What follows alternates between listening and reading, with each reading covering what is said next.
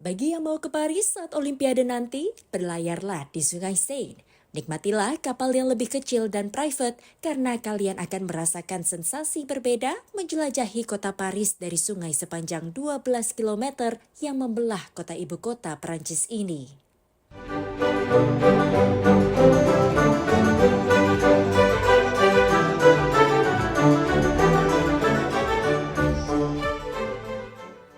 Bagi banyak wisatawan yang berkunjung ke ibu kota Perancis, berlayar di Sungai Seine adalah hal yang wajib dilakukan. Ini adalah sekelompok turis Thailand yang menikmatinya dengan kapal pribadi. Ada Menara Eiffel, Museum Louvre yang terkenal, dan Katedral Notre Dame yang masih menjalani perbaikan setelah kebakaran dahsyat 5 tahun lalu. Tanong Lila Prashkul menikmati pemandangan saat perahu melewati Musée d'Orsay. Saya pikir bagian favorit kami adalah di sini, di sekitar Menara Eiffel. Saya pikir jika Anda berkeliling kota, ini adalah pemandangan paling ikonik dari kota. Dan pagi ini kami telah pergi ke berbagai tempat untuk mengambil foto dengan latar Menara Eiffel. Tapi saya pikir ini adalah bagian yang paling indah ketika Anda bisa membawa diri Anda dengan sungai dan pergi ke Menara Eiffel menurut saya. Hampir 37 juta orang mengunjungi Paris tahun lalu menurut Dewan Pariwisata kota tersebut. Sungai Seine adalah inti dari pengalaman mereka berkelok-kelok sejauh sekitar 12 km melintasi kota. Kekayaan monumen bersejarah di tepiannya dinyatakan sebagai situs warisan dunia UNESCO pada tahun 1991. Sarah Benoliel adalah pemilik kapal pribadi WeBoat dan telah memandu wisatawan mengelilingi sungai selama bertahun-tahun mengatakan. Menurutku ini adalah jalan paling indah di Paris, yaitu Sungai Seine. Jadi Sungai Seine adalah tempat di mana orang-orang sangat-sangat baik, sangat ramah, sangat santai dan tenang. Mereka bisa melihat Paris dengan cara yang sangat menakjubkan, seperti yang belum pernah kita lihat sebelumnya. Berbeda dengan kapal cruise yang banyak tersedia di sepanjang Sungai Seine dan bisa dinaiki beramai-ramai, menaiki kapal dengan layanan pribadi ini adalah pengalaman yang mewah. Memungkinkan para tamu berlayar kemanapun mereka inginkan dan berhenti di dekat tempat-tempat yang mereka inginkan.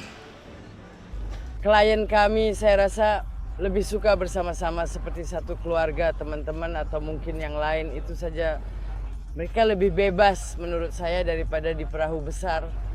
Jadi pengalamannya sangat unik sekali jika Anda berada di perahu kecil daripada perahu besar dan jauh lebih menyenangkan. Sekarang ada banyak perusahaan yang menawarkan pengalaman pribadi dan mewah di Sungai Seine. Bagi mereka yang menyukai sedikit sejarah, restoran tepi sungai ini juga menjadi dermaga untuk beberapa perahu klasik.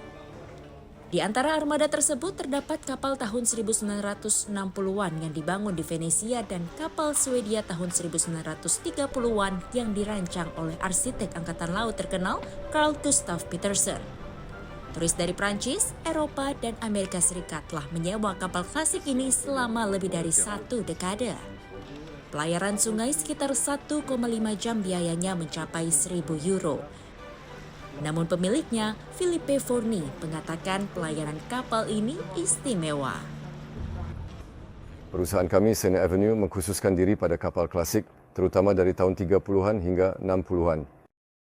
Kami melakukan itu karena saya pikir periode ini dalam sejarah arsitektur, khususnya arsitektur kapal, adalah semacam masa keemasan.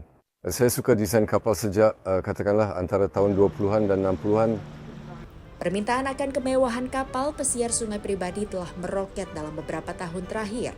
Sejak pembatasan perjalanan akibat pandemi COVID dicabut, banyak pengunjung mencari aktivitas baru. Sungai Seine akan menjadi bintang global yang lebih besar dari sebelumnya. Akhir bulan ini, upacara pembukaan Olimpiade akan diadakan di sungai yang merupakan pertama kalinya diadakan di luar stadion. Perlombaan dilakukan untuk memastikan jalur air dalam kondisi layak menjadi pusat perhatian dan cukup bersih untuk diadakannya acara renang di dalamnya.